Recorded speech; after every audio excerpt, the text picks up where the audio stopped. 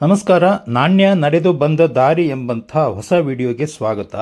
ಈ ವಿಡಿಯೋದಲ್ಲಿ ಆಣೆ ಪೈಸಾಯಿಂದ ಹಿಡಿದು ಲಕ್ಷ ರೂಪಾಯಿ ನಾಣ್ಯದವರೆಗಿನ ಮಾಹಿತಿಯನ್ನು ನಾನು ನಿಮಗೆ ಕೊಡ್ತೇನೆ. ಅಷ್ಟಕ್ಕೂ ಭಾರತ ಸರ್ಕಾರವು ತನ್ನ ಅಧಿಕೃತ ರಿಸರ್ವ್ ಬ್ಯಾಂಕ್ ಆಫ್ ಇಂಡಿಯಾ ಮೂಲಕ 1,00,000 ರೂಪಾಯಿಗಳ ನಾಣ್ಯವನ್ನು ಟಂಕಿಸಿದೆಯೇ ಇಲ್ಲವೇ ಎನ್ನುವುದು ಈಗ ನಿಮಗೆ ಇರುವಂಥ ಪ್ರಶ್ನೆ. ಲಕ್ಷ ರೂಪಾಯಿ ನಾಣ್ಯ ಚಲಾವಣೆಯಲ್ಲಿ ಇದೆಯೋ ಇಲ್ಲೋ ಅನ್ನೋದನ್ನು ವಿಚಾರ ಮಾಡಿ ಕಾಮೆಂಟ್ ಮಾಡಬೇಕು. ಈಗ ವಿಷಯಕ್ಕೆ ಬರೋದಾದರೆ, ಅಷ್ಟಕ್ಕೂ ಈ ವಿಡಿಯೋದಲ್ಲಿ ಆ ನಾಣ್ಯದ ಬಗ್ಗೆ ಸತ್ಯಾಸತ್ಯತೆಯ ವಿವರವನ್ನು ನಾನು ಕೊಡ್ತೇನೆ. ಲಕ್ಷ ರೂಪಾಯಿ ನಾಣ್ಯ ಇದೆಯೋ ಇಲ್ಲೋ ಅನ್ನೋದ್ರ ಬಗ್ಗೆ ನಾನು ನಿಮಗೆ ಮಾಹಿತಿ ಕೊಡ್ತೇನೆ. ಈಗ ನಮ್ಮ ಭಾರತ ದೇಶದಲ್ಲಿ ಆಣೆಯಿಂದ ನಾವು ವಿಚಾರವನ್ನು ಪ್ರಾರಂಭ ಮಾಡೋಣ. ನೋಡಿ, ಒಂದು ಆಣೆಯ ಚಿತ್ರವನ್ನು ನಾನು ನಿಮಗೆ ತೋರಿಸ್ತಾ ಇದ್ದೇನೆ. ಇದರಲ್ಲಿ ANNA ಆನೆ ಆಣ ಅಂತ ಇದೆ. 1920 ಇಂಡಿಯಾ ಅಂತ ಕೂಡ ಮೇಲ್ಗಡೆ ಚಿತ್ರದಲ್ಲಿ ನೀವು ಕಾಣಬಹುದು. ಹಾಗೆಯೇ ಒಂದು ಆಣೆಯ ಅಲ್ಯೂಮಿನಿಯಂ ಚಿತ್ರ ನೋಡಿ, 1959 ಇಸ್ವಿಯ ಪ್ರಿಂಟ್ ಬಹುಶಃ ಹಾಗೆ ಕಾಣ್ತದೆ. ತುಂಬ ಹಳೆಯ ನಾಣ್ಯ. ಆ ಸಮಯದಲ್ಲೇ ನೋಡಿ, ತೂತ್ಬುಲ್ಲಿ ಪಾವಲಿ ಅಂತ ಹೇಳ್ತಿದ್ವಿ, ದಮ್ಮಡಿ ಅಂತ ಕರಿತಿದ್ವಿ ನಾವು. ಕೆಳಗಡೆ ಇರುವಂಥದ್ದು ನೋಡ್ರಿ, 1 ಕ್ವಾರ್ಟರ್ ಆಣ ಅಂದರೆ ಇಂಥಂಥ 4 ಸೇರಿಸಿದ್ರೆ ಒಂದು ಆಣೆ ಆಗ್ತದೆ. ಕಾಲು ಆಣೆ ಅಂತ ನಾವು ಈ ಕೆಳಗಿನ ರೌಂಡು ಇದನ್ನು ತಾಮ್ರದ ಸಿಕ್ಕಿಯನ್ನು ಕರೆಯಬಹುದು. ಈಗ 2 ಆಣಾಸ್ ನೋಡಿ, ANNAS 2 ಆಣೆಯ ಬಗ್ಗೆ ಇರುವಂಥ ಚಿತ್ರ ಇದು. ಇಂಡಿಯಾ ಅಂತ ಇದೆ. 1945 ಇಸ್ವಿಯ ಚಿತ್ರ ಇದೆ. ನೋಡ್ಲಿಕ್ಕೆ 5 ಪೈಸದ ಹಾಗೆ ಆಕಾರ ಕಾಣ್ತದೆ, ಆದರೆ ಇದು 2 ಆಣೆಯ ವಿಷಯವನ್ನು ಹೇಳ್ತಾ ಇತ್ತು. ಇಲ್ಲಿ ನೋಡಿ, 1 ಆಣೆ, ಅರ್ಧ ಆಣೆ, 2 ಆಣೆಯ ಚಿತ್ರವನ್ನು ನೀವು ನೋಡ್ತಾ ಇದ್ದೀರಿ. ಇದರ ಬಗ್ಗೆ ಭಾಳ ಹೇಳ್ತಾ ಹೋಗ್ಬಿಟ್ರೆ ನೀವು ವಿಡಿಯೋನೇ ಬಿಟ್ಟು ಹೋಗ್ಬಿಡ್ತೀರಿ. ಹಾಗಾಗಿ ನಾವು ಬೇಗ ವಿಷಯಕ್ಕೆ ಬರ್ತೇನೆ. ಈಗ ನಮ್ಮ ಪೈಸೆಯ ವಿಚಾರವನ್ನು ನಾವು ನೋಡ್ಕೋತಾ ಬರೋಣ. ಈ ದಮ್ಮಡಿ ಮತ್ತು ಆಣೆ ಬಗ್ಗೆ ಒಂದು ವಿಚಾರ, ಸಮಾನಾಂತರ ಭಾವನೆ ಹೀಗಿದೆ. ಭಾರತದ ಸ್ವಾತಂತ್ರ್ಯ ಪೂರ್ವದ ಹಣಕಾಸು ವ್ಯವಸ್ಥೆಯಲ್ಲಿ 1 ರೂಪಾಯಿಗೆ 256 ದಮ್ಮಡಿಗಳು ಇದ್ದವು. ಈ ಮೌಲ್ಯದ ರಚನೆ ಹೀಗಿತ್ತು: 1 ರೂಪಾಯಿಗೆ 16 ಆಣೆ, 1 ಆಣೆಗೆ 16 ದಮ್ಮಡಿ. ಈ ಆಣೆ ಬಗ್ಗೆ ನೋಡಿರಿ, 4 ಆಣೆ ಅಂತ ಹೇಳ್ತಿದ್ವಿ, ಗೊತ್ತಾ? 4 ಆಣೆ ಅಂದರೆ 25 ಪೈಸಾ, 12 ಆಣೆ ಅಂದರೆ 75 ಪೈಸಾ, 8 ಆಣೆ ಅಂತ ಹೇಳ್ತಿದ್ವಿ 50 ಪೈಸಕ್ಕೆ. ಆಮೇಲೆ 16 ಆಣೆ ಅಂತಂದರೆ 1 ರೂಪಾಯಿ ಅಂತ ಸಹಜವಾಗಿ ಹಿಂದಿನವರು ಕರಿತಿದ್ರು. ನೋಡಿ, 1967ರಲ್ಲಿ ಮೇಲ್ಗಡೆ ಇರುವಂಥ ಅಲ್ಯೂಮಿನಿಯಂ ರೀತಿಯಲ್ಲಿ ಕಾಣುವಂಥ 1 ಪೈಸೆ, ಇದು ನಮಗೆ ಗೊತ್ತು. ನನಗೀಗ 56-57 ವರ್ಷ. ನಾನು ಹುಟ್ಟಿದ್ದು 1969ರಲ್ಲಿ. ಹೆಚ್ಚು ಕಡಿಮೆ ಆ ಸಮಯದಲ್ಲಿ ಹುಟ್ಟಿದಂಥ ಎಲ್ರಿಗೂ ಕೂಡ ಈ 1 ಪೈಸೆ ಚಲಾವಣೆಯಲ್ಲಿದ್ದಂಥ ಅವಧಿಯನ್ನು ನೀವು ಅನುಭವಿಸಿರ್ತೀರಿ. ನೀವು ಶಾಲೆಗೆ ಹೋಗ್ತಾ ಇರ್ತೀರ ಅವಾಗ. ಈಗ 2 ಪೈಸೆಯ ಚಿಹ್ನೆ, ಇದನ್ನು ನೀವು ನೋಡ್ತಾ ಇದ್ದೀರಿ. 3 ಪೈಸೆಯ ಚಿಹ್ನೆ ನೋಡ್ತಾ ಇದ್ದೀರಿ. 3 ಪೈಸೆಯ ರಾಜವನ್ನು ಕೂಡ ನೋಡ್ತಾ ಇದ್ದೀರಿ. ನೆಕ್ಸ್ಟ್ ಬರುವಂಥದ್ದು 5 ಪೈಸೆ. ನಮ್ಮ ವಯಸ್ಕಾಲದಲ್ಲಿ ಹುಟ್ಟಿದಂಥ, ಬಾಲ್ಯವನ್ನು ಕಳೆದಂಥ ಪ್ರತಿಯೊಬ್ಬರಿಗೂ ಕೂಡ ಈ 5 ಪೈಸೆ ಅನ್ನೋದು ಬಹಳ ಚಿರಪರಿಚಿತ. 5 ಪೈಸೆ ಕಿಸೆಯಲ್ಲಿ ಇದ್ಬಿಟ್ರೆ ನಾವು ಶಾಲೆಗೆ ಹೋಗುವಾಗಲೂ ಬರುವಾಗಲೂ ಅದನ್ನು ಹಿಡಿಯೋದೇನು, ಕಿಸೆಯೊಳಗೆ ಕೈ ಹಾಕಿ ತಿಕ್ಕೋದೇನು, ಇಂಥ ಅನುಭವಗಳು ನೀವು ಇದ್ದರೆ ಆ ಹಳೆ ಕಾಲದ ಅನುಭವಗಳನ್ನು ನೀವು ನೆನಪು ಮಾಡಿಕೊಂಡು ಕಾಮೆಂಟ್ ಹಾಕಿರಿ. 5 ಪೈಸೆಯ ರಾಜ ರಾಣಿಯನ್ನು ನಾವು ತೋರಿಸ್ತಾ ಇದ್ದೇನೆ. 5 ಪೈಸೆಯ ರಾಣಿಯನ್ನು ತೋರಿಸ್ತಾ ಇದ್ದೇನೆ. 5 ಪೈಸೆ ಹಳೆಯ ನಾಣ್ಯ ಅಂದರೆ 1957. ಮೇಲ್ಗಡೆ ಹಿಂದಿಯಲ್ಲಿ ಏನು ಬರೆದಿದೆ ಅಂದರೆ, ರೂಪಾಯಿ ಕಾ 20ವಾ ಭಾಗ, 1 ರೂಪಾಯಿಯ 20ರ 1 ಭಾಗ ಅಂತ. 20 × 5 ಮಾಡಿದ್ರೆ 100 ಬರುತ್ತೆ. 100 ಪೈಸಾ ಅಂತ ಬರುತ್ತೆ. 1957ರಲ್ಲಿ ಇದ್ದಂಥದ್ದು. ನೆಕ್ಸ್ಟ್ ಬರುವಂಥದ್ದು 10 ಪೈಸಾ. 10 ಪೈಸಾ ಒಂದು ಕಾಯಿನು. ಆಮೇಲೆ 10 ಪೈಸೆಯ 6 ವಿಧವಾದ ಕಾಯಿನನ್ನು ನಾನು ನಿಮಗೀಗ ತೋರಿಸ್ತಾ ಇದ್ದೇನೆ. ಈಗ ಬರುವಂಥದ್ದು ಬಂಪರ್ ಕಾಯಿನ್. ಈ ಬಂಪರ್ ಕಾಯಿನ್ ಅಂತ ಇದಕ್ಕೆ ಯಾಕೆ ಹೇಳ್ತಿದ್ದೇನೆ ಅಂತಂದರೆ, ಸಾಧಾರಣ ಜನಕ್ಕೆ 1960ರಿಂದ 70ರ ದಶಕದಲ್ಲಿ ಹುಟ್ಟಿದಂಥವರಿಗೆ ಈ ನಾಣ್ಯ ಬಹಳ ಚಿರಪರಿಚಿತ. ಇದರಲ್ಲಿ ರಾಜನ ಎದೆ ನೋಡಿ ಹೇಗೆ ಉಬ್ಬಿರ್ತಿತ್ತು. ಇದನ್ನು ನಾವು ಕಿಸೆಯಲ್ಲಿ ಕೈ ಹಾಕಿ ನಾವು ಬೆರಳಿಂದ ಹಿಂಗೆ ಉಜ್ಜಿದ್ರೂ ಕೂಡ ಆ ಎತ್ತರದ ಉಬ್ಬಿನ ಭಾಗ ನಮಗೆ ಕೈಗೆ ಬರೋದು. ನನಗೆ ಬಹಳ ಭಾವನಾತ್ಮಕವಾಗಿ ಜೊತೆಯಾಗಿದ್ದಂಥ, ಜೋಡಣೆಯಾದಂಥ ನಾಣ್ಯ ಇದು. ಯಾಕೆಂದರೆ ಈ ಕಾಯಿನ್ ನಮ್ಮ ಕಿಸೆಯಲ್ಲಿ ಇದ್ದುಬಿಟ್ರೆ ಶಾಲೆಗೆ ಹೋಗುವಾಗ ನಾವು ಬಹಳ ಶ್ರೀಮಂತರು, ಬರುವಾಗ ನಾನು ಒಳ್ಳೆ ದೂದ್ ಐಸ್ ಕ್ಯಾಂಡಿಯನ್ನು ತಿಂತೇನೆ ಅನ್ನುವಂಥ ಒಂದು ಭಾವನೆ ನಮ್ಮಲ್ಲಿರ್ತಿತ್ತು. ಇದು ನಮ್ಮ BP, ಕೊಲೆಸ್ಟ್ರಾಲ್ ಏನೇನಿದೆಯಲ್ಲ ಎಲ್ಲವನ್ನು ತಗ್ಗಿಸುವಂಥ ಒಂದು ಚಿತ್ರ ನೋಡಿದ ತಕ್ಷಣ ಹೇಗೆ ನಿಮಗೆ ರೋಗಗಳೆಲ್ಲ ವಾಸಿ ಆಗಿಬಿಡ್ತದೆ ಅಂತ ನೀವೊಂದು ಪ್ರಶ್ನೆ ಕೇಳ್ಬೋದು. ನಿಮಗೊಂದು ಉದಾಹರಣೆ ಹೇಳ್ತೇನೆ. ನಿಮಗೆ ಬಹಳ ಚಿರಪರಿಚಿತರಾದವರು, ಭಾಳ ಮಿತ್ರರು, ಭಾಳ ಆಪ್ತರು, ಅಂಥವ್ರ ಫೋಟೋ ನೋಡಿದಾಗ ನಿಮ್ಮ ಮನಸ್ಸಲ್ಲಿ ಏನೋ ಒಂದು ಭಾವನೆ ಉಕ್ಕಿ ಬರ್ತದೆ. ಆ ಉಕ್ಕಿ ಬರುವ ಭಾವನೆ ನಿಮ್ಮ ಹೃದಯದಲ್ಲಿ, ಮನಸ್ಸಲ್ಲಿ, ಆಲೋಚನೆಗಳಲ್ಲಿ ಆಗುವಂಥ ಒಂದು ಒಂದು ಏನಂತ ಹೇಳ್ಬೋದು ಅಂತಂದರೆ ಒಂದು ರೋಗವನ್ನು ಸ್ವಸ್ಥ ಮಾಡುವಂತಹ ಒಂದು ಆಹ್ಲಾದ, ಬಿ ಪಿಯನ್ನು ಕಂಟ್ರೋಲ್ ಮಾಡುವಂಥ ಒಂದು ಔಷಧಿ ನಿಮ್ಮ ಹೃದಯದಲ್ಲಿ ಉಂಟಾಗ್ತದೆ. ಅದೇ ಥರ ನಿಮಗೆ ಯಾರು ತೀರಾ ಮೋಸ ಮಾಡಿದವರು, ನಿಮ್ಮ ಜೀವನವನ್ನೇ ಹಾಳು ಮಾಡಲಿಕ್ಕೆ ಪ್ರಯತ್ನಿಸಿದವರು ಅಥವಾ ಮಾಡಿದವ್ರ ಫೋಟೋವನ್ನು ಯಾರು ನೀವು ನೋಡಿದಾಗ ಏನಾಗ್ತದೆ, ನೀವೇನೂ ಔಷಧಿ ತಿಂದಿರೋದಿಲ್ಲ, ಕುಡಿದಿರೋದಿಲ್ಲ, ನಿಮ್ಮ ದೇಹಕ್ಕೆ ಯಾರೂ ಮುಟ್ಟಿರೋದಿಲ್ಲ, ಅಂಥ ಬೇಡವಾದವರ ಫೋಟೋ ನೋಡಿದ ತಕ್ಷಣವೇ ಏನೋ ಒಂದು ಒತ್ತಡ ಸ್ಟಾರ್ಟ್ ಆಗ್ತದೆ. ಹೌದಾ? ಅಂದರೆ ಭಾವನಾತ್ಮಕವಾಗಿ ನಮ್ಮ ಮೇಲೆ ಆಗುವಂಥ ಪರಿಣಾಮಗಳು. ಈ ಕಾಯಿನನ್ನು ನೋಡಿದಾಗ ಅಂಥದ್ದೇ ಒಂದು ಪರಿಣಾಮ ನನ್ನಲ್ಲಿ ಉಂಟಾಗ್ತದೆ. ನಾನು ನನ್ನ ಬಾಲ್ಯಕ್ಕೆ ತಿರುಗಿ ಹೋದನೇನೋ ಅನ್ನುವಂಥ ಒಂದು ಭಾವನೆ ಈ ಕಾಯಿನನ್ನು ನೋಡಿದಾಗ ನನ್ನಲ್ಲಿ ಉಂಟಾಗ್ತಾ ಇದೆ. ಹಾಗೆಯೇ ನಿಮ್ಮಲ್ಲಿ ಕೂಡ ಅನೇಕರಿಗೆ ಈ ಕಾಯಿನನ್ನು ನೋಡಿದಾಗ ನಿಮ್ಮ ಬಾಲ್ಯವನ್ನು ನೆನಪಾಗಿದ್ದರೆ ಆ ದಿನಗಳನ್ನು ನೆನೆಸ್ಕೊಂಡು ನೀವು ಕಾಮೆಂಟ್ ಮಾಡಿ. ಈಗ 25 ಪೈಸೆ ನಾಣ್ಯ 1974ರಲ್ಲಿ ಪ್ರಿಂಟ್ ಮಾಡಿದೆ ಎಂಬುದಾಗಿ ಹೇಳ್ತಾ ಇದೆ.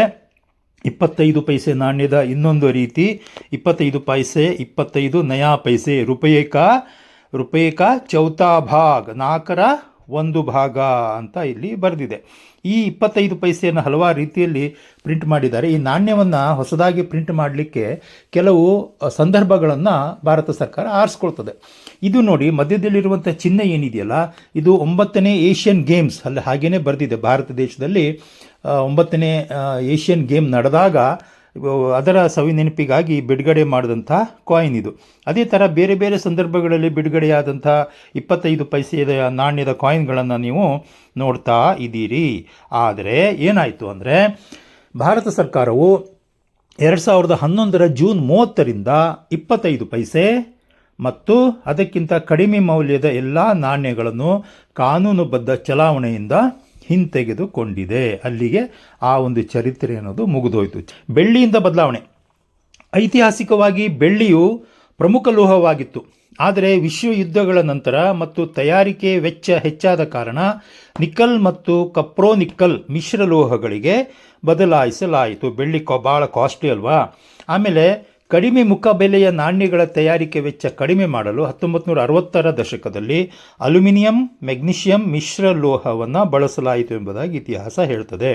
ಹಾಗೆಯೇ ಪ್ರಸ್ತುತ ಹೆಚ್ಚಿನ ನಾಣ್ಯಗಳು ಬಾಳಿಕೆ ಮತ್ತು ಕಡಿಮೆ ವೆಚ್ಚಕ್ಕಾಗಿ ಮುಖ್ಯವಾಗಿ ಫೆರಿಟಿಕ್ ಸ್ಟೇನ್ಲೆಸ್ ಸ್ಟೀಲ್ ಅಂದರೆ ಉಕ್ಕು ಮತ್ತು ನಿಕ್ಕಲ್ ಹಿತ್ತಾಳೆ ಕಂಚಿನ ಬಣ್ಣದ ಮಿಶ್ರಣವಾದ ನಾಣ್ಯವನ್ನು ತಯಾರಿಸಲಿಕ್ಕೆ ಪ್ರಾರಂಭಿಸಿದರು.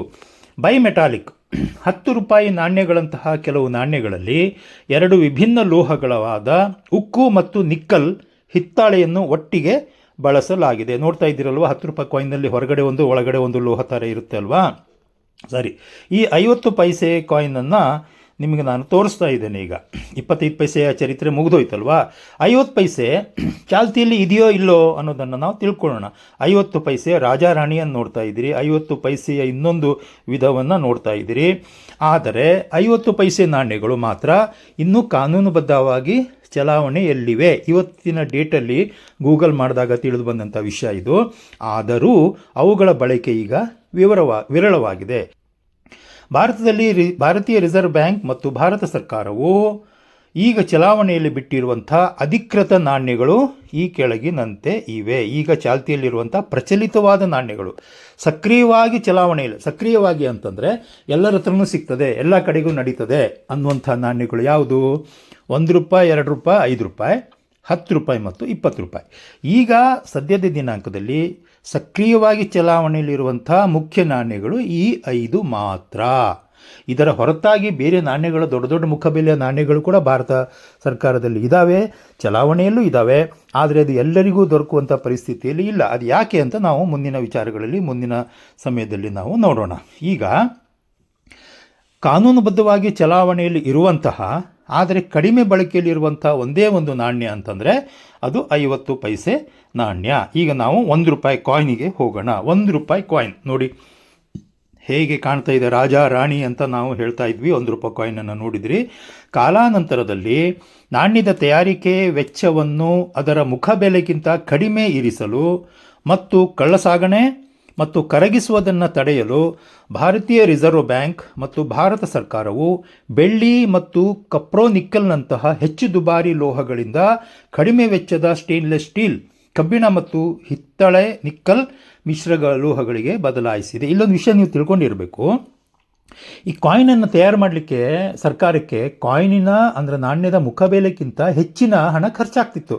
ಉದಾಹರಣೆಗೆ 10 ರೂಪಾಯಿ ಒಂದು ನಾಣ್ಯ ಖರ್ಚು ಮಾಡಲಿಕ್ಕೆ 10 ರೂಪಾಯಿಗಿಂತ ಜಾಸ್ತಿ ಖರ್ಚಾಗ್ತಿತ್ತು. ಅದಕ್ಕೆ ಲೋಹ, ಅದರ ಪ್ರಿಂಟಿಂಗ್ ಎಲ್ಲ ಸೇರಿ. ಹಾಗಾಗಿ ಈ ಕಳ್ಳ ಸಾಗಾಣಿಕೆಗಾರರು ಏನು ಮಾಡ್ತಿದ್ರು ಅಂತಂದರೆ, ಈ ಅಲ್ಲಿ ಇಲ್ಲಿಂದ ಕಾಯಿನ್ಗಳನ್ನು ಕಲೆಕ್ಟ್ ಮಾಡಿ ಅದನ್ನು ಕರಗಿಸಿದ್ರೆ ಅರೆ ನೀವು ಅಂದ್ಕೋಬೋದು ಕರಗಿಸಿದ್ರೆ ಹೆಂಗೆ ಅದಕ್ಕೆ ಬೆಲೆ ಬರ್ತದೆ ಅಂತೇಳಿ. ನೋಡಿ, 10 ರೂಪಾಯಿ ಒಂದು ನಾಣ್ಯ ಅದು ಚಲಾವಣೆಯಲ್ಲಿ ಇದ್ದರೆ 10 ರೂಪಾಯಿ, ಅದರ ಲೋಹದ ವೇಟ್ ತೂಕ ನೋಡಿದ್ರೆ ಅದಕ್ಕೆ 10 ರೂಪಾಯಿಗಿಂತನೂ ಜಾಸ್ತಿ ಬೆಲೆ ಬಾಳ್ತಿತ್ತದು. ಹಾಗಾಗಿ ಭಾಳಷ್ಟು ಲಕ್ಷಗಟ್ಟಲೆ ನಾಣ್ಯಗಳನ್ನು ತಗೊಂಡು ಅದನ್ನು ಕರಗಿಸಿ ಅದರ ಲೋಹದಿಂದ ಅವರು ಆ ಒಟ್ಟು ಟೋಟಲ್ 1 ಲಕ್ಷ ನಾಣ್ಯವನ್ನು ಕರಗಿಸಿದ್ರೆ ಅದ್ರದ್ದು ಎಷ್ಟು ಮೊತ್ತ ಆಗ್ತಿತ್ತಲ್ಲ ವ್ಯಾಲ್ಯೂ, ಅದಕ್ಕಿಂತನೂ 4 ಪಟ್ಟು ದುಡ್ಡು ಜಾಸ್ತಿ ದುಡಿತಿದ್ರು. ಹಾಗಾಗಿ ಕಾಯಿನನ್ನು ಆ ಥರ ಮಾಡಬಾರ್ದು ಅಂಥೇಳಿ, ಕರಗಿಸಿದ್ರು ಅವರಿಗೆ ದುಡ್ಡು ಸಿಗಬಾರ್ದು ಅಂತ ಹೇಳಿ ಕಡಿಮೆ ಬೆಲೆ ನಾಣ್ಯವನ್ನು ಈಗ ಭಾರತ ಸರ್ಕಾರ ಮಾಡ್ತಾ ಇದೆ. ಕರಗಿಸಿದ್ರು ಅವರಿಗೆ ಲಾಭ ಆಗೋದಿಲ್ಲ. ಹಾಗಾಗಿ ನಾಣ್ಯವನ್ನು ಯಾರು ಡುಪ್ಲಿಕೇಟ್ ಮಾಡೋದಿಲ್ಲ ಅಂತ ಒಂದು ತುಂಬ ದೊಡ್ಡ ಭರವಸೆ ಇದೆ. ಯಾಕೆಂದರೆ ಡುಪ್ಲಿಕೇಟ್ ಮಾಡಿದವರಿಗೆ ಲಾಭ ಆಗಬೇಕು. 10 ರೂಪಾಯಿ ಕಾಯಿನ್ ತಯಾರು ಮಾಡಲಿಕ್ಕೆ 15 ರೂಪಾಯಿ ಖರ್ಚು ಮಾಡಿದ್ರೆ ಅವರು ಡುಪ್ಲಿಕೇಟ್ ಯಾಕೆ ಮಾಡ್ತಾರೆ ಅಲ್ವಾ? ಅದೊಂದು ವಿಚಾರ ಇಲ್ಲಿ ತುಂಬ ಸೂಕ್ಷ್ಮವಾಗಿ ಅಡಗಿದೆ. 1 ರೂಪಾಯಿದು ಹೊಸ ಕಾಯಿನ್ ನೋಡಿ. ಆಮೇಲೆ 1 ರೂಪಾಯಿಯ ಹಲವಾರು ರೀತಿಯ ಕಾಯಿನ್ಗಳು. ಈಗ 2 ರೂಪಾಯಿಗೆ ಬರೋಣ. ಈ ಕಾಯಿನ್ಗಳನ್ನು ಪ್ರಿಂಟ್ ಮಾಡುವಂಥ ಅಂದರೆ ಚಲಾವಣೆಗೆ ತರುವಂಥ, ಓಪನ್ ಮಾಡುವಂಥ ಒಂದು ಸಮಯವನ್ನು ಹಲವಾರು ಜನರ ವಾರ್ಷಿಕೋತ್ಸವ ಅಂದರೆ ಜಯಂತಿ, ಹುಟ್ಟಿ 100 ವರ್ಷ ಆಯಿತು, ಹುಟ್ಟಿ 200 ವರ್ಷ ಆಯಿತು ಅನ್ನುವಂಥ ಜಯಂತಿಯ ಪ್ರಸಕ್ತವಾಗಿ ಪ್ರಿಂಟ್ ಮಾಡ್ತಾಯಿದ್ರು. ಅದೇ ಥರ ಸಂಘ ಸಂಸ್ಥೆಗಳು ತಯಾರಾಗಿ ಅಂದರೆ ಪ್ರಾರಂಭವಾಗಿ ಇಷ್ಟು ವರ್ಷಗಳಾಯಿತು ಅನ್ನುವಂಥ ಒಂದು ಸವಿ ನೆನಪಿಗಾಗಿಯೂ ಕೂಡ ನಾಣ್ಯಗಳನ್ನು ಚಲಾವಣೆಗೆ ತರ್ತಾಯಿದ್ರು. ಇದು ನೋಡಿ ಎಷ್ಟು ಸುಂದರವಾದ ಫೋಟೋ ಇದೆ 2 ರೂಪಾಯಿ ಕಾಯಿನಿಂದು ಅಲ್ವಾ? 2 ರೂಪಾಯಿ ಕಾಯಿನಿನ ಹಲವಾರು ರೀತಿಯ ಫೋಟೋಗಳನ್ನು ನೀವೀಗ ನೋಡ್ತಾ ಇದ್ದೀರಾ. ನೆಕ್ಸ್ಟ್ ನಾವೀಗ 5 ರೂಪಾಯಿ ಕಾಯಿನಿಗೆ ಹೋಗೋಣ. ನೋಡಿ, 5 ರೂಪೀಸ್ 16 ಕಾಯಿನ್ಸ್, 16 ನಾಣ್ಯಗಳು 5 ರೂಪಾಯಿ ಕಾಯಿನ್ ಇದ್ದಾವೆ. ಇವೆಲ್ಲವೂ ಕೂಡ ಒಂದೊಂದು ಸಂದರ್ಭದಲ್ಲಿ ಚಲಾವಣೆಗೆ ತಂದಂಥದ್ದು. 5 ರೂಪಾಯಿಯ 16 ರೀತಿಯ ಕಾಯಿನ್ಗಳನ್ನು ನೀವೀಗ ಪಿಕ್ಚರಲ್ಲಿ ನೋಡ್ತಾ ಇದ್ದೀರಿ. ನೋಡಿ, ಒಂದೇ ಒಂದು ಕಾಯಿನ್ ಎಷ್ಟು ಸುಂದರವಾಗಿ ಕಾಣ್ತದೆ. 5 ರೂಪಾಯಿ ಕಾಯಿನ್ ಅಂತೂ ಸಿಕ್ಕಾಪಟ್ಟೆ ವೆರೈಟಿಯಲ್ಲಿ ಮಾಡಿದ್ದಾರೆ. ನೋಡಿರಿ, 5 ರೂಪಾಯಿ ಕಾಯಿನ್ ದೊಡ್ಡ ಕಾಯಿನ್ ಇದೆ, ಆಮೇಲೆ ಚಿಕ್ಕ ಚಿಕ್ಕ ಕಾಯಿನ್ಗಳಿದ್ದಾವೆ, ಅಲ್ಯೂಮಿನಿಯಂ ರೀತಿಯ ಬಣ್ಣದಲ್ಲಿ ಕಾಣುವಂಥ ಕಾಯಿನ್ಗಳಿದ್ದಾವೆ, ಆಮೇಲೆ ತಾಮ್ರದ ರೀತಿಯಲ್ಲಿ ಕಾಣುವಂಥ ಕಾಯಿನ್ಗಳು ಕೂಡ ಇದ್ದಾವೆ. 5 ರೂಪಾಯಿ ನೀರಿನ ಕಾಯಿನ್ಗಳಿಗೆ ದೊಡ್ಡ ಊರುಗಳಲ್ಲಿ ಅಲ್ಲಲ್ಲಿ ಸರ್ಕಾರ ಮಾಡಿಟ್ಟಿರ್ತದೆ. ಇಂಥ ಒಂದು 5 ರೂಪಾಯಿ ಕಾಯಿನ್ ಹಾಕಿದ ತಕ್ಷಣ 20 ಲೀಟ್ರ್ ನೀರು ಹೊರಗಡೆ ಬರ್ತದೆ. ಇಲ್ಲಿ ನೋಡಿ, 75 ವರ್ಷ ಆಗಿತ್ತು ನಮ್ಮ ಸ್ವತಂತ್ರ ಸಿಕ್ಕಿ, ಅದರ ಸವಿ ನೆನಪಿನಲ್ಲಿ ಓಪನ್ ಮಾಡಿದಂಥ 5 ರೂಪಾಯಿ ಕಾಯಿನಲ್ಲಿ ಬರೆದಿದ್ದಾರೆ 75 ವರ್ಷ ಆಯಿತು ನಮಗೆ ಸ್ವತಂತ್ರ ಸಿಕ್ಕಿ ಅಂತ ಹೇಳಿ. ನೆಕ್ಸ್ಟ್ ನಾವು 10 ರೂಪಾಯಿಗೆ ಬರ್ತೇವೆ. 10 ರೂಪಾಯಿ ಮೊದಲನೇ ಕಾಯಿನು, 10 ರೂಪಾಯಿ ನಂತರದ ಬಂದಂಥ ಕಾಯಿನು. ಆಮೇಲೆ ಬೈ ಮೆಟಾಲಿಕ್ ಅಂತ ನಾವು ಹೇಳಿದ್ವಲ್ಲ, 2 ಲೋಹಗಳನ್ನು ಸೇರಿಸಿ ಮಾಡಿದಂಥ 10 ರೂಪಾಯಿ ಕಾಯಿನನ್ನು ನೀವು ನೋಡ್ತಾ ಇದ್ದೀರಿ. ಆಮೇಲೆ ಅಲ್ಯೂಮಿನಿಯಂ ಮತ್ತು ಕಂಚು. ಇತ್ತೀಚಿನ 10 ರೂಪಾಯಿ ನಾಣ್ಯಗಳಲ್ಲಿ ಈಗ ನೋಡಿದ್ರಲ್ಲ ನೀವು ಈ ಹಿಂದೆ, ಅಂಥ ನಾಣ್ಯಗಳಲ್ಲಿ ಹೊರ ವರ್ತುಲಕ್ಕೆ ಸ್ಟೇನ್ಲೆಸ್ ಸ್ಟೀಲ್ ಮತ್ತು ಒಳಗಿನ ಭಾಗಕ್ಕೆ ಅಲ್ಯೂಮಿನಿಯಂ ಮತ್ತು ಕಂಚು ಮಿಶ್ರ ಲೋಹವನ್ನು ಬಳಸಿ ಈ ನಾಣ್ಯವನ್ನು ತಯಾರು ಮಾಡಲಾಗಿದೆ. 10 ರೂಪಾಯಿಯ ವಿವಿಧವಾದ ಕಾಯಿನ್ಗಳನ್ನು ನೀವು ನೋಡ್ತಾ ಇದ್ದೀರಿ. ಹೊರಗಡೆ ಬೇರೆ ಮಟೀರಿಯಲು, ಒಳಗಡೆ ಬೇರೆ ಮಟೀರಿಯಲ್ ಹಾಕಿ ಬೈ ಮೆಟಾಲಿಕ್ಕಲ್ಲಿ ಈ ನಾಣ್ಯಗಳನ್ನು ಉಂಟು ಮಾಡಿದ್ದಾರೆ. ಇವು ಕೂಡ ಈಗ ಚಾಲ್ತಿಯಲ್ಲಿರುವಂತಹ ನಾಣ್ಯಗಳೇ ಆಗಿದ್ದಾವೆ. ನೆಕ್ಸ್ಟ್ 10 ರೂಪಾಯಿ ಕಾಯಿನ್ ಆದ ತಕ್ಷಣ ಬರುವಂಥದ್ದು 20 ರೂಪಾಯಿ ಕಾಯಿನ್. 20 ರೂಪಾಯಿಯು ಕೂಡ 10 ರೂಪಾಯಿ ಸೈಜಲ್ಲೇ ಇರ್ತದೆ. ಆಮೇಲೆ ಅದರಲ್ಲಿ ಬೈ ಮೆಟಲ್ಲು ಇದೆ, ಸಿಂಗಲ್ ಮೆಟಲ್ ಕೂಡ ಇದೆ. 20 ರೂಪಾಯಿಯಲ್ಲೂ ಕೂಡ ಬಹಳಷ್ಟು ನಾಣ್ಯಗಳನ್ನು ನೀವೀಗ ನೋಡ್ತಾ ಇದ್ದೀರಿ. ಮುಂದಿನ ವಿಷಯಕ್ಕೆ ಹೋಗೋದಾದರೆ, 20ಕ್ಕಿಂತ ಹೆಚ್ಚಿನ ಮೌಲ್ಯದ ನಾಣ್ಯಗಳು ಸಹ ಅಧಿಕೃತವಾಗಿ ಬಿಡುಗಡೆಯಾಗಿವೆ. ಇವುಗಳನ್ನು ಸಾಮಾನ್ಯವಾಗಿ ಸ್ಮರಣಾರ್ಥ ನಾಣ್ಯಗಳು, ನಾನು ಆವಾಗೇ ಹೇಳಿದ ಹಾಗೆ ಪ್ರಮುಖ ವ್ಯಕ್ತಿಗಳ ಹುಟ್ಟಿ ಇಷ್ಟು ವರ್ಷ ಆಯಿತು ಅಂತ ಹೇಳಿ, ಅಥವಾ ಇಂಥ ಸಂಘ ಸಂಸ್ಥೆಗಳು ಇಷ್ಟು ವರ್ಷ ಆಯಿತು ಅಂತ ಹೇಳಿ ಈ ನಾಣ್ಯಗಳನ್ನು ಪ್ರಿಂಟ್ ಮಾಡ್ತಿದ್ರು. ಇವುಗಳನ್ನು ನಿರ್ದಿಷ್ಟ ಐತಿಹಾಸಿಕ ಘಟನೆಗಳು, ವ್ಯಕ್ತಿಗಳ ಜನ್ಮ ಶತಮಾನೋತ್ಸವ ಅಥವಾ ಸಂಸ್ಥೆಗಳ ವಾರ್ಷಿಕೋತ್ಸವಗಳ ನೆನಪಿಗಾಗಿ ಭಾರತ ಸರ್ಕಾರವು ಮುದ್ರಿಸುತ್ತದೆ ಎಂಬುದಾಗಿ ನಾವು ತಿಳ್ಕೊಂಡಿದ್ದೇವೆ. ಅಂಥ ಕೆಲವು ನಾಣ್ಯಗಳ ಬಗ್ಗೆ ನಾವೀಗ ಹೋಗೋಣ. ಈ ನಾಣ್ಯಗಳು ಕಾನೂನುಬದ್ಧ ಚಲಾವಣೆಯಲ್ಲಿ ಇರುತ್ತವಾದರೂ ಇವುಗಳನ್ನು ಸಂಗ್ರಹಕಾರರಿಗೋಸ್ಕರ ಸೀಮಿತ ಸಂಖ್ಯೆಯಲ್ಲಿ ಬಿಡುಗಡೆ ಮಾಡಲಾಗುತ್ತದೆ ಮತ್ತು ಸಾಮಾನ್ಯ ವಹಿವಾಟಿಗೆ ಬಳಸುವುದಿಲ್ಲ. ಸಾಮಾನ್ಯ ವಹಿವಾಟಿಗೆ ಬಳಸಿದ್ರೆ ಅದು ನಡೀತದೆ, ತಗೊಳ್ತಾರೆ, ಖುಷಿಯಿಂದ ತಗೊಳ್ತಾರೆ. ಆದರೆ ಅಷ್ಟೊಂದು ನಾಣ್ಯಗಳು ಜನರು ಎಲ್ಲ ಪ್ರಜೆಗಳಿಗೆ ಸಿಗುವಷ್ಟು ದೊಡ್ಡ ಸಂಖ್ಯೆಯಲ್ಲಿ ನಾಣ್ಯವನ್ನು ಪ್ರಿಂಟ್ ಮಾಡಿರುವುದಿಲ್ಲ. ಭಾರತ ಸರ್ಕಾರವು ಈವರೆಗೆ ಅಧಿಕೃತವಾಗಿ ಬಿಡುಗಡೆ ಮಾಡಿರುವ ಕೆಲವು ಉನ್ನತ ಮೌಲ್ಯದ ಸ್ಮರಣಾರ್ಥ ನಾಣ್ಯಗಳು ಹೀಗಿವೆ. ಈಗ ಈ ಚಲಾವಣೆಯಲ್ಲಿರುವಂಥ ನಾಣ್ಯಗಳು, ಸಾಮಾನ್ಯವಾಗಿ ಚಲಾವಣೆಯಲ್ಲಿರುವಂಥ ವಿಚಾರಗಳನ್ನು ನಾವು ಹೇಳಿದ್ವಿ. 20 ರೂಪಾಯಿ ಕಾಯಿನ್ ಬಗ್ಗೆ ನಿಮ್ಗೆ ತಿಳಿಸ್ಕೊಟ್ಟೆ. ಅದಕ್ಕಿಂತ ದೊಡ್ಡ ಕಾಯಿನ್ ಬಗ್ಗೆ ನಾವೀಗ ಹೋಗೋಣ. ನೋಡಿ, 50 ರೂಪಾಯಿ ಕಾಯಿನನ್ನು ಪ್ರಕಟ ಮಾಡಿತು ಭಾರತ ಸರ್ಕಾರ. ಯಾವಾಗ, ನಾನು 1-2 ವಿಷಯ ಮಾತ್ರ ಹೇಳ್ತೇನೆ.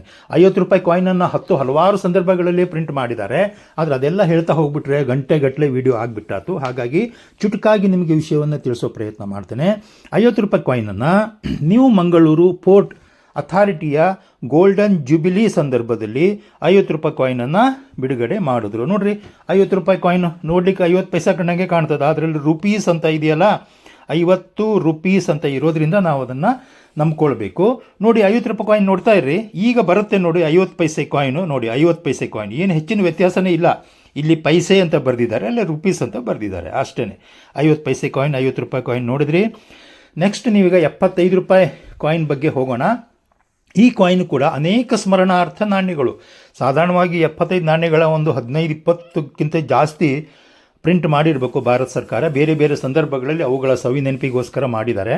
ಆದರೆ ಕೆಲವು ವಿಚಾರಗಳನ್ನು ಅಷ್ಟೇ ಇಲ್ಲಿ ಹೇಳೋದಾದರೆ, ಈ 75 ರೂಪಾಯಿ ನಾಣ್ಯವನ್ನು ಉದಾಹರಣೆಗೆ RBI ಪ್ಲಾಟಿನಮ್ ಜುಬಿಲಿ ಮತ್ತು ಆಜಾದಿ ಕಾ ಅಮೃತ್ ಮಹೋತ್ಸವ್, 75 ವರ್ಷಗಳಾಗಿತ್ತು ನಮಗೆ ಸ್ವತಂತ್ರ ಸಿಕ್ಕಿ ಅನ್ನುವಂಥ ಸವಿ ನೆನಪಿನ ಮೇಲೆ ಈ ನಾಣ್ಯವನ್ನು ಬಿಡುಗಡೆ ಮಾಡಿದ್ದಾರೆ. 75 ರೂಪಾಯಿ ನಾಣ್ಯವನ್ನು ನೀವು ನೋಡ್ತಾ ಇದ್ದೀರಿ.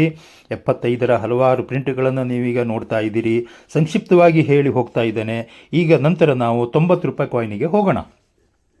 ಭಾರತೀಯ ರಿಸರ್ವ್ ಬ್ಯಾಂಕ್ನ 90 ವರ್ಷಗಳು ತುಂಬಿದ್ದಕ್ಕೆ ಇತ್ತೀಚೆಗೆ ಬಿಡುಗಡೆಯಾದಂಥ ನಾಣ್ಯ ಈ 90 ರೂಪಾಯಿಯ ನಾಣ್ಯ. 90 ರೂಪಾಯಿ ನಾಣ್ಯದ ವಿಧವಾದ ಸ್ವರೂಪವನ್ನು ನೀವೀಗ ನೋಡ್ತಾ ಇದ್ದೀರಿ. ನೆಕ್ಸ್ಟ್ 90 ರೂಪಾಯಿ ಆದ ತಕ್ಷಣ ಯಾವ್ದು ಬರುತ್ತೆ? 100. ಇದು ಕೂಡ ಅನೇಕ ಸ್ಮರಣಾರ್ಥ ನಾಣ್ಯಗಳು. ಈಗ ನಾನು 1-2 ಹೇಳಿದ್ರೆ ಎಲ್ಲವನ್ನು ಹೇಳಲಿಕ್ಕೆ ಹೋದರೆ ಭಾಳ ಹೊತ್ತಾಗ್ತಲ್ವಾ. ನಾನೀಗ ಒಂದನ್ನು ಹೇಳ್ತೇನೆ. ಶ್ರೀ ಅಟಲ್ ಬಿಹಾರಿ ವಾಜಪೇಯಿಯವರ ಜನ್ಮ ಶತಮಾನೋತ್ಸವ ಆಗಿದ್ದಕ್ಕೆ, ಅವರು ಹುಟ್ಟಿ 100 ವರ್ಷ ಆಗಿದ್ದಂಥ ಸಂದರ್ಭದಲ್ಲಿ ಈ 100 ರೂಪಾಯಿ ಕಾಯಿನನ್ನು ಬಿಡುಗಡೆ ಮಾಡಿದರು. ಮತ್ತು ಬೇರೆ ಬೇರೆ ಸಂದರ್ಭಗಳಲ್ಲಿಯೂ ಕೂಡ ಅದನ್ನು ಬಿಡುಗಡೆ ಮಾಡಿದ್ದಾರೆ. ಈಗ 125 ರೂಪಾಯಿಯ ನಾಣ್ಯವನ್ನು ಮದನ್ ಮೋಹನ್ ಮಾಳವೀಯವರ 150ನೇ ಜನ್ಮ ದಿನೋತ್ಸವದ ಸಂದರ್ಭದಲ್ಲಿ ಬಿಡುಗಡೆ ಮಾಡಿದಂಥ ನಾಣ್ಯ. ಅದು ಒಂದೇ ಅಲ್ಲ, ಇನ್ನೂ ಹಲವಾರು ಸಂದರ್ಭಗಳಿದ್ದಾವೆ. ಕೆಲವನ್ನು ಚುಟುಕಾಗಿ ನಾನು ಹೇಳಿ ಹೋಗ್ತಾ ಇದ್ದೇನೆ. 150 ರೂಪಾಯಿಗಳ ನಾಣ್ಯ, ಇದು ಕೂಡ ಅನೇಕ ಸ್ಮರಣಾರ್ಥ ನಾಣ್ಯಗಳಿದ್ದಾವೆ. ಉದಾಹರಣೆಗೆ 150 ವರ್ಷಗಳ ಬಾಂಬೆ ಸ್ಟಾಕ್ ಎಕ್ಸ್ಚೇಂಜಿನ ಸವಿ ನೆನಪಿಗಾಗಿ ಉಂಟು ಮಾಡಿದಂತಹ ನಾಣ್ಯ. ಹಾಗೆಯೇ ನೋಡಿ, ಅಲ್ಲಿ ಬರೆದಿದ್ದಾರೆ ರವೀಂದ್ರನಾಥ್ ಠಾಗೋರ್ ಅವರ 150ನೇ ಜನ್ಮ ಶತಮಾನೋತ್ಸವ ಅಂತ ಬರೆದಿದ್ದಾರೆ. ಹಲವಾರು ಸಂದರ್ಭಗಳಲ್ಲಿ ನಾಣ್ಯವನ್ನು ಬಿಡುಗಡೆ ಮಾಡಿ ಇರುತ್ತಾರೆ. ನೋಡಿ, 150 ರೂಪಾಯಿಯ ಹಲವಾರು ನಾಣ್ಯಗಳನ್ನು ಹಲವಾರು ಸಂದರ್ಭಗಳಲ್ಲಿ ಬಿಡುಗಡೆ ಮಾಡಿದರೂ ಕೂಡ ನಾನು ಒಂದು 6ರ ಚಿತ್ರವನ್ನು ಇಲ್ಲಿ ನಿಮಗೆ ಕೊಡ್ತಾ ಇದ್ದೇನೆ. 6 ಸಂದರ್ಭಗಳಲ್ಲಿ 150 ರೂಪಾಯಿಯ ನಾಣ್ಯವನ್ನು ಭಾರತ ಸರ್ಕಾರ ಬಿಡುಗಡೆ ಮಾಡಿದೆ. ನೆಕ್ಸ್ಟ್ 200 ರೂಪಾಯಿ ನಾಣ್ಯವನ್ನು ಡಾಕ್ಟರ್ BR ಅಂಬೇಡ್ಕರ್ ಅವರ 125ನೇ ಜನ್ಮ ದಿನೋತ್ಸವದ ಅಂಗವಾಗಿ ಬಿಡುಗಡೆ ಮಾಡಲಾಗಿತ್ತು. 200 ರೂಪಾಯಿ ನಾಣ್ಯವನ್ನು ನೋಡ್ತಾ ಇದ್ದೀರಿ. ಹಾಗೆ ಬೇರೆ ಬೇರೆ ಸಂದರ್ಭಗಳಲ್ಲಿ ಕೂಡ ಟಾಟಾ ತೋಪೆ ಅವರ ಆನಿವರ್ಸರಿ 200ನೇ ಹುಟ್ಟುಹಬ್ಬವನ್ನು ಆಚರಿಸುವಂಥ ಸಂದರ್ಭಗಳಲ್ಲಿಯೂ ಅದನ್ನು ಬಿಡುಗಡೆ ಮಾಡಲಾಗಿತ್ತು. ಈಗ ನಾಣ್ಯದ ಮುಖ ಮೇಲೆ 500. ಇದು ಕೇವಲ ಸ್ಮರಣಾರ್ಥಕ್ಕಾಗಿ ಚಲಾವಣೆಯಲ್ಲಿಲ್ಲ, ಅಂದರೆ ಅಷ್ಟು ದೊಡ್ಡ ಸಂಖ್ಯೆಯಲ್ಲಿ ಅದನ್ನು ಪ್ರಿಂಟ್ ಮಾಡಿಲ್ಲ. ವರ್ಷ 2016. ಯಾಕಾಗಿ ಟಂಕಿಸಿದ್ದು, ಯಾರ ನೆನಪಿಗಾಗಿ ಟಂಕಿಸಿದ್ದು ಎಂದರೆ, ಶ್ರೀಕೃಷ್ಣ ಚೈತನ್ಯ ಮಹಾಪ್ರಭುಗಳು ವೃಂದಾವನಕ್ಕೆ ಬಂದ 500ನೇ ವಾರ್ಷಿಕೋತ್ಸವದ ಸ್ಮರಣಾರ್ಥವಾಗಿ ಈ ನಾಣ್ಯವನ್ನು ಬಿಡುಗಡೆ ಮಾಡಲಾಯಿತು. ಹಾಗೆಯೇ ಭಾರತ ಸರ್ಕಾರವು ಭಾರತ ಮತ್ತು ಆಫ್ರಿಕಾ ಸಂಬಂಧ ಬಲಪಡಿಸುವ ನೆನಪಿನಲ್ಲಿಯೂ ಕೂಡ 500 ರೂಪಾಯಿಯ ಸ್ಮರಣಾರ್ಥ ನಾಣ್ಯವನ್ನು ಹೊರತಂದಿದೆ. ಈ ನಾಣ್ಯವು ಚಲಾವಣೆಯಲ್ಲಿಲ್ಲದ ಸ್ಮರಣಾರ್ಥ ನಾಣ್ಯ ಆಗಿದ್ದು, ಇದು 50% ಬೆಳ್ಳಿಯನ್ನು ಒಳಗೊಂಡಿದೆ. ನೋಡ್ರಿ, ನಾನು ಹೇಳಿದ್ನಲ್ಲ, ಮುಖ ಬೆಲೆಕ್ಕಿಂತನೂ ಹೆಚ್ಚಿಂದು. ಈ ಥರದ ನಾಣ್ಯ ಏನಾರು ಈ ಚೋರರಿಗೆ ಸಿಕ್ಬಿಟ್ರೆ ಎಲ್ಲ ಕರಗಿಸಿ ಬೆಳ್ಳಿನ ತೊಗೊಂಡ್ಬಿಡ್ತಾರೆ. ಆವಾಗ 50 ರೂಪಾಯಿ ಅಲ್ಲ, 200-300 ರೂಪಾಯಿ ಒಂದು ಕಾಯಿನಲ್ಲಿ ಸಿಕ್ಬಿಡ್ತದೆ. ಹಾಗಾಗಿ ಇದು ಯಾರಿಗಾರು ಸಿಕ್ಕಿದ್ರೆ ಅದನ್ನು ಅವರು ಚಲಾವಣೆ ಕೊಡೋದಿಲ್ಲ. ಯಾಕೆ ಅಂದರೆ ಅದು ಒಂದು ವಿಶೇಷ ನೆನಪು ಅಂತ ಅದನ್ನು ಇಟ್ಕೊಳ್ತಾರೆ. ಹಾಗಾಗಿ 50 ರೂಪಾಯಿ ನಾಣ್ಯ ನಮಗೆ ಎಲ್ಲಿ ಹೊರಗಡೆ ಸಿಗುವಂಥದ್ದು ಬಹಳ ವಿರಳ. ಯಾಕೆಂದರೆ ಮುಖ ಬೆಲೆಕ್ಕಿಂತ ಹೆಚ್ಚಿನ ಬೆಲೆ ಅದರಲ್ಲಿ ಇರ್ತದೆ. ನೋಡಿ ಹೇಗಿದೆ, ಈ ಕಡೆ ಬಲಚಿತ್ರ ನೋಡಿರಿ. ಭಾರತ ಮತ್ತು ಆಫ್ರಿಕಾ ಎರಡೂ ಸೇರಿಕೊಂಡಂಥ ಒಂದು ಚಿತ್ರ ಅದರಲ್ಲಿದೆ. ಅಂದರೆ ಭಾರತ ಮತ್ತು ಆಫ್ರಿಕಾದ ಬಹಳಷ್ಟು ಸಂದರ್ಭಗಳಲ್ಲಿ ಸುಧಾರಣೆ ಆಗಿದ್ದಕ್ಕೆ, ಸಂಬಂಧಗಳು ಸುಧಾರಣೆ ಆಗಿದ್ದಕ್ಕಾಗಿ ನೆನಪಿಗಾಗಿ ತಂದಂಥ 500 ರೂಪಾಯಿಯ ಚಿತ್ರ. ಹಾಗೆ ಇನ್ನೊಂದು ಸಂದರ್ಭದಲ್ಲಿಯೂ ಕೂಡ ಅದು ಮುದ್ರಿತವಾಗಿತ್ತು. ಈಗ ಸಾಮಾನ್ಯ ಚಲಾವಣೆ ಅಲ್ಲ. ಈ ನಾಣ್ಯಗಳನ್ನು ದೊಡ್ಡ ಪ್ರಮಾಣದ ವಹಿವಾಟುಗಳಿಗಾಗಿ ಅಥವಾ ಚಿಲ್ಲರೆ ವಹಿವಾಟುಗಳಿಗಾಗಿ ಮುದ್ರಿಸುವುದಿಲ್ಲ. ಅವು ಕೇವಲ ಸಂಗ್ರಹಣೆ ಉದ್ದೇಶಕ್ಕಾಗಿ ಮಾತ್ರ ಸೀಮಿತ ಸಂಖ್ಯೆಯಲ್ಲಿ ಬಿಡುಗಡೆಯಾಗುತ್ತವೆ. ಅಂದರೆ ಆ ಸಂದರ್ಭವನ್ನು ಗೌರವಿಸುವುದಕ್ಕಾಗಿ ಭಾರತ ಸರ್ಕಾರದ ಅಧಿಕೃತವಾಗಿ ಒಂದು ನಾಣ್ಯವನ್ನು ಪ್ರಿಂಟ್ ಮಾಡಿ ಹೊರಗೆ ತರ್ತದೆ. ಅದು ಆ ಸಂದರ್ಭಕ್ಕೆ ಸಲ್ಲುವಂಥ ಒಂದು, ಸರ್ಕಾರದಿಂದ ಸಲ್ಲುವಂಥ ಒಂದು ಗೌರವ. ಮೌಲ್ಯ. ಈ ನಾಣ್ಯಗಳ ನಿಜವಾದ ಮೌಲ್ಯವು ಅವುಗಳ ಮೇಲೆ ಮುದ್ರಿಸಿರುವ ಮೌಲ್ಯಕ್ಕಿಂತ ಬಹಳ ಹೆಚ್ಚಿರುತ್ತದೆ. ಏಕೆಂದರೆ ಅವು ಬೆಳ್ಳಿ ಅಥವಾ ಇತರ ವಿಶೇಷ ಲೋಹಗಳಿಂದ ಮಾಡಲ್ಪಟ್ಟಿರುತ್ತವೆ ಮತ್ತು ಸಂಗ್ರಹಣೆಯ ಮೌಲ್ಯವನ್ನು ಹೊಂದಿರುತ್ತವೆ. ಯಾರಾದರೂ ಆ ನಾಣ್ಯವನ್ನು ಅದರ ಮುಖಬೆಲೆಗೆ, ಅಂದರೆ 1000 ರೂಪಾಯಿ ಅಂದ್ಕೊಳ್ಳಿ, 1000 ರೂಪಾಯಿಗೆ ಮಾತ್ರ ವಹಿವಾಟಿಗೆ ಬಳಸಲು ಬಯಸಿದರೆ ಅವರು ಅದರ ನೈಜ ಸಂಗ್ರಹಣಾ ಮೌಲ್ಯವನ್ನು ಕಳೆದುಕೊಳ್ಳುತ್ತಾರೆ. ಅದಕ್ಕೇ ಈ 1000 ರೂಪಾಯಿ ಕಾಯಿನ್ಸ್ ಯಾರಿಗಾರು ಸಿಕ್ತು ಅಂದರೆ 1000 ರೂಪಾಯಿ ಕೊಟ್ಟು ನಾವು ಬಟ್ಟೆನೇನೋ ತೊಗೊಂಡ್ಬಿಡೋದಿಲ್ಲ. ಯಾಕೆಂದರೆ ಅದಕ್ಕಿಂತ ಆ ನಾಣ್ಯ ನಮ್ಮ ಹತ್ರ ಇದ್ರೇ ಒಂದು ದೊಡ್ಡ ಗೌರವ, ಅದಕ್ಕಿಂತ ಜಾಸ್ತಿ ಬೆಲೆ ಅಂತ ಹೇಳ್ತಾರೆ. ಕೆಲವೊಂದು ಕಡೆ ನೀವು ನೋಡಿರ್ಬೋದು, ಈ ಅಪರೂಪದ ನಾಣ್ಯಗಳನ್ನು ಕೊಟ್ಟಾಗ ಅದರ 4 ಪಟ್ಟು ದುಡ್ಡು ಕೊಡ್ತಾರೆ. ಅಂದರೆ ಈಗ ಯಾರ ಹತ್ರ ಒಬ್ಬರ ಹತ್ರ 1000 ರೂಪಾಯಿ ನಾಣ್ಯ ಇತ್ತು ಅಂತಂದರೆ, ಅವ್ರಿಗೆ ಏನಾದ್ರು ಹಣಕಾಸಿನ ತೀರಾ ಕೊರತೆ ಇದ್ದರೆ ಅದನ್ನು ಯಾರು ಒಬ್ಬ ಶ್ರೀಮಂತ, ಅಂದರೆ ಹಣ ಇದ್ದವರಿಗೆ, ನೋಡಪ್ಪ ನನ್ನ ಹತ್ರ 1000 ರೂಪಾಯಿ ಕಾಯಿನ್ ಇದೆ, ನೀನು 3000 ರೂಪಾಯಿ ಕೊಡು, ಅಥವಾ ಸ್ವಲ್ಪ ಹೆಚ್ಚಿನ ಬೆಲೆ ಕೊಟ್ಟು ನಾನು ಅದನ್ನು ಕೊಡ್ತೇನೆ ಅಂತಂದರೆ, ಯಾರು ಹಣ ಇದ್ದವರು 5000 ರೂಪಾಯಿ ಕೊಟ್ಟು ಕೂಡ ಆ 1000 ರೂಪಾಯಿ ನಾಣ್ಯವನ್ನು ತಗೊಳ್ಳಿಕ್ಕೆ ಸಾಧ್ಯ ಅಲ್ವಾ? ಹಾಗಾಗಿ ಅದರ ಮೌಲ್ಯ ತುಂಬ ಹೆಚ್ಚಿರ್ತದೆ ಅನ್ನೋದನ್ನು ಸೂಚಿಸಲಿಕ್ಕಾಗಿ ನಾನು ಈ ಮಾತುಗಳನ್ನು ಹೇಳಿದ್ದೇನೆ. ಭಾರತದಲ್ಲಿ ಬಿಡುಗಡೆ ಮಾಡಿದ ಇತ್ತೀಚಿನ 1000 ರೂಪಾಯಿ ಸ್ಮರಣಾರ್ಥ ನಾಣ್ಯವು ಈ ಕೆಳಗಿನ ದಿನಾಂಕದಂದು ಬಿಡುಗಡೆಯಾಗಿದೆ. ಇತ್ತೀಚಿನ, ನಾನು ಹೇಳ್ತೇನೆ, ಒಂದೇ ಕಾಯಿನ್ ಅಲ್ಲ, ಹಲವಾರು ಕಾಯಿನ್ಗಳಾಗಿದ್ದಾವೆ. ಯಾವ ಕಾರಣದಿಂದ ಬಿಡುಗಡೆ ಆಯಿತು ಅಂತಂದರೆ, ಕಾರಣ ಚೋಳ ಚಕ್ರವರ್ತಿ ರಾಜೇಂದ್ರ ಚೋಳ ಅವರ ನೌಕಾ ದಂಡಯಾತ್ರೆಯ 1000 ವರ್ಷಗಳ ನೆನಪಿಗಾಗಿ.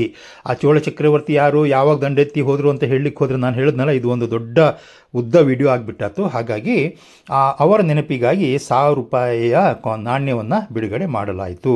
ಯಾವಾಗ? ದಿನಾಂಕ ಜುಲೈ 27, 2025ರಂದು ತಮಿಳುನಾಡಿನ ಗಂಗೈಕೊಂಡ ಚೋಳಪುರಂನಲ್ಲಿ ಪ್ರಧಾನಮಂತ್ರಿ ಶ್ರೀ ನರೇಂದ್ರ ಮೋದಿ ಅವರು ಇದನ್ನು ಅನಾವರಣಗೊಳಿಸಿದರು ಅಂತ ನಾವು ನೋಡ್ತೇವೆ. ಆದರೆ ಒಂದು ವಿಷಯ ಏನು ಗೊತ್ತಾ, 1000 ರೂಪಾಯಿ ನಾಣ್ಯ ಇದು ಒಂದೇ ಸಲ ಅಲ್ಲ, ಹಿಂದಿನ 1000 ನಾಣ್ಯಗಳ ಬಿಡುಗಡೆ ಇದೇ ಮೊದಲ ಬಿಡುಗಡೆ ಆದ ನಾಣ್ಯವಲ್ಲ.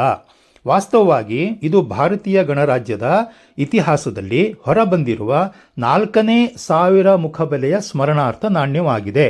ಈ ಮೊದಲು ಬಿಡುಗಡೆಯಾದ ಕೆಲವು ಪ್ರಮುಖ 1000 ರೂಪಾಯಿ ನಾಣ್ಯಗಳು ಈ ಕೆಳಗಿನಂತಿವೆ. ನೋಡಿ ಯಾವ್ಯಾವುದು.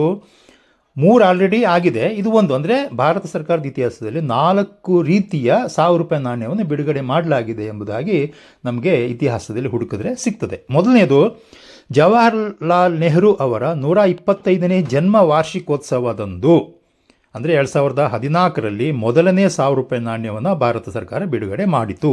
ಎರಡನೇದಾಗಿ ಶ್ರೀ ಜಗನ್ನಾಥರ ನವಕಳೇಬರ ಉತ್ಸವ 2015ರಲ್ಲಿ 2ನೇ 1000 ರೂಪಾಯಿ ನಾಣ್ಯವನ್ನು ಬಿಡುಗಡೆ ಮಾಡಲಾಯಿತು. ಹಾಗೆಯೇ ಮೂರನೇದಾಗಿ ಜಗದ್ಗುರು ಶ್ರೀಮದ್ ವಲ್ಲಭಾಚಾರ್ಯರ 540ನೇ ಜಯಂತಿಯಲ್ಲಿ 2018ರಲ್ಲಿ 3ನೇ ಕಾಯಿನನ್ನು ಬಿಡುಗಡೆ ಮಾಡಲಾಯಿತು. ನೋಡಿ 1000 ರೂಪಾಯಿ ಕಾಯಿನನ್ನು ನೋಡ್ತಾ ಇದ್ದೀರಲ್ವಾ, ಒಂದು 1000 ರೂಪಾಯಿ ಕಾಯಿನನ್ನು ನೀವೀಗ ನೋಡ್ತಾ ಇದ್ದೀರಾ. ಭಾರತ ಸರ್ಕಾರವು ಈಗ ಒಂದು ಕೊನೆಯ ಹಂತಕ್ಕೆ ನಾವೀಗ ಬಂದ್ವಿ. 1,00,000 ರೂಪಾಯಿ ನಾಯಿನ್ ಇದೆಯೋ ಇಲ್ಲೋ ಅನ್ನೋದ್ರ ಬಗ್ಗೆ ನಾವೀಗ ಬಂದಿದ್ದೇವೆ. ಆ ವಿಚಾರ ನೋಡ್ಕೊಳ್ಳೋಣ. ಭಾರತ ಸರ್ಕಾರವು ರಾಜಾರಾಮ್ ಮೋಹನ್ ರಾಯ್ ಅವರ 250ನೇ ಜನ್ಮ ಜಯಂತಿಯ ಸ್ಮರಣಾರ್ಥವಾಗಿ ಈ 250 ಮುಖಬೆಲೆಯ ಸ್ಮರಣಾರ್ಥ ನಾಣ್ಯವನ್ನು ಬಿಡುಗಡೆ ಮಾಡಿದೆ. ಇದು ಚಲಾವಣೆಯಲ್ಲಿರುವ ನಾಣ್ಯವಲ್ಲ, ಆದರೆ ಸಂಗ್ರಾಹಕ ವಸ್ತು. ಯಾಕೆ ನಾನು ಈ ವಿಷಯವನ್ನು ಎತ್ತಿ ಹೇಳಿದೆ ಅಂತಂದರೆ, ಈಗ ನೋಡಿ ವಿಷಯಕ್ಕೆ ಬರ್ತಿದ್ದೇನೆ. 10,000 ರೂಪಾಯಿ ಮುಖಬೆಲೆಯ ನಾಣ್ಯವನ್ನು ಭಾರತ ಸರ್ಕಾರವು ಬಿಡುಗಡೆ ಮಾಡಿರುವ ಬಗ್ಗೆ ಯಾವುದೇ ಅಧಿಕೃತ ಮಾಹಿತಿ ಇಲ್ಲ. ಆನ್ಲೈನ್ನಲ್ಲಿ ಅಥವಾ ಕಾಮರ್ಸ್ ವೆಬ್ಸೈಟ್ಗಳಲ್ಲಿ 10,000 ರೂಪಾಯಿ ಎಂದು ನಮೂದಿಸಲಾದ ಕೆಲವು ಫ್ಯಾನ್ಸಿ ನಾಣ್ಯಗಳು ಅಥವಾ ಟೋಕನ್ಗಳು ಮಾರಾಟವಾಗುತ್ತಿರುವುದು ಕಂಡುಬರುತ್ತದೆ. ಇವು ಭಾರತ ಸರ್ಕಾರದ ಅಧಿಕೃತ ಚಲಾವಣೆ ಅಥವಾ ಸ್ಮರಣಾರ್ಥ ನಾಣ್ಯಗಳಲ್ಲ.